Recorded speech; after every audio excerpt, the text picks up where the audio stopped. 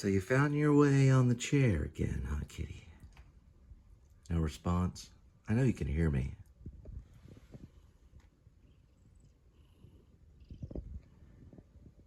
Maybe a paw? Good morning. Okay. All right, that's fine. Here we go.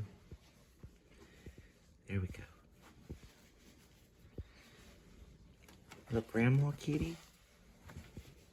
Gonna do the Grandma Kitty?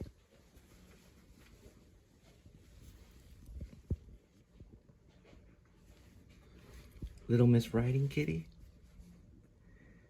You're cute kitty. There we go. All right. Now you're good.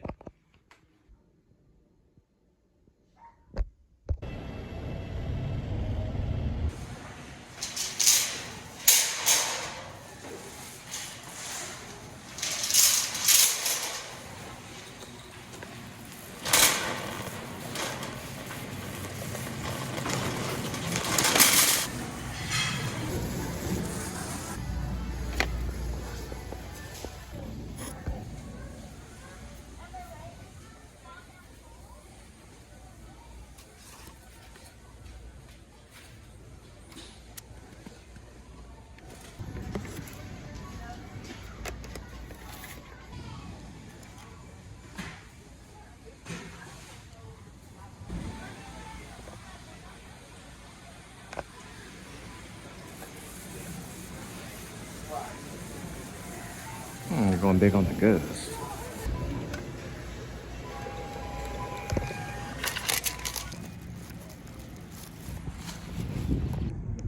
All right, it's a Sunday, September 28th, 2025. Welcome to the Please Subscribe Show. I'm your host, Cole Spivey. This is a Cole Spivey YouTube channel. And there's Critter, one of our stars. He's called Critter because he's a mirror critter. He's from the mirror critters species. He likes to live, laugh, and smell good. Why not? If you're gonna live, laugh, smell good, hang on mirrors. More power to you. 87 degrees Fahrenheit inside the car. So I gotta check WeatherBug to see what the real temperature is. I'm guessing maybe 85, around there. Resetting accumulated info. And this is the section where you get to watch me pick up food from restaurants and drop it off at your doorstep. And I was doing kind of an assessment of Jeff Tweedy's Twilight Override album, which was released 2 days ago. But one of them only got 2 views, and maybe later on it'll pick up, you know? Maybe it was just Tweedy and his wife watching, I don't know. But this would be disc 3, which I believe starts with Lou Reed is my babysitter. And I got a story about Lou Reed. I used to live over by the Modern Art Museum, and I had a television. My dad gave me a television. I didn't have one for a while. And there was Lou. I was going to write a play about Mark David Chapman because I fancied myself as a playwright at one time. And Lou Reed was interviewed, and he was talking about the man with no name and the guy who shot John Lennon. And he said, well, that would be like writing a play starring the man with no name, basically, you know, starring Mark David Chapman. You know, it wouldn't be a good idea. So I put the play on hold. There's the butterfly. But I'm mentioning John Lennon because I think he's inspired Jeff Tweedy, for sure. And he's a tough artist, one of our most talented musicians, especially guitar player, lead for Wilco. 12 studio albums as Wilco's recorded. They started off as the Plebes. He met Jeff Farah in high school, and then they changed their name to the Primitives, and eventually changed their name. Well, there was a European band called the Primitives, so together they changed the name to Uncle Tupelo and toured a while with Uncle Tupelo, where Jeff Tweedy actually played bass. I just saw an interview with him in guitars talking about the bass that he's played for all of time, and he also likes lightweight Les Pauls and other guitars, which he knows much about. And he played the bass, and then he switched over playing guitar, which he excels in. He's very, very good. He has a solo album. One of them is called Warm, which he toured in 2018 and 19. And then another solo album called Warmer. And eventually, Twilight Override, which I'll be talking about songs 20 through 30, I believe. I think the second disc goes from 11 to 19. And the first disc goes from 1 song to 10, the 10th song. And I just listen to them and see what I think about them. It's a triplet album. And, okay. All right, here we go. All right, here's a little more information about the new album. That's what it looks like. Jeff Tweedy standing before what looks like maybe a moon. Kind of a werewolf thing. Classic car alert. All right, back to the program. The first disc starts with One Tiny Flower, good song. It goes all the way down to 10, which is Throwaway Lines, which is my favorite on the first disc. Second disc starts with KC Rain, a good song, No Wonder. I'm thinking, is he talking about Kansas City Rain? And then parentheses, No Wonder, close parentheses. Out in the Dark is also an important song. Better Song, I think, was my favorite. That's the one that reminded me of Norwegian Wood, the 1965 Rubber Soul Beatles song by John Lennon and Paul McCartney. Also, Paul McCartney's coming to town, probably near you. It goes all the way down till Feel Free, which is a tough song. We're going to start with the third disc, Jeff Tweedy's Lou Reed Was My Babysitter. And I just want to say a few things about that. That's the hit single. It goes, the dead don't die, the dead don't die, the dead don't die, the dead don't die. And it is kind of Lou Reed-ish, I have to say. It's definitely rock and roll. It's a celebration of rock and roll. And I like it. It got like 60-something thousand views. What's it up to now? It's a hit. Yeah, it became a hit. That's why he does hit, 69,000. So the other day it was 66,000. Slowly climbing. And the other ones are doing pretty good too, especially for YouTube. So look out! Because The Dead Don't Die, which is a Jim Jarmusch zombie movie. Highly recommend the movie. All right, we're on our way. Let's pick up the food, really, and drop it off at your doorstep. All right, got one at Zalat Pizza. 5:34 arrival, 6 minutes, 1.5 miles. All right, so one little thing that I'm not doing right now is I can't really play much of the music. I've done this before. I tried playing Fleetwood Mac Dreams one time, and they did a content block. So I only can play a little bit of it.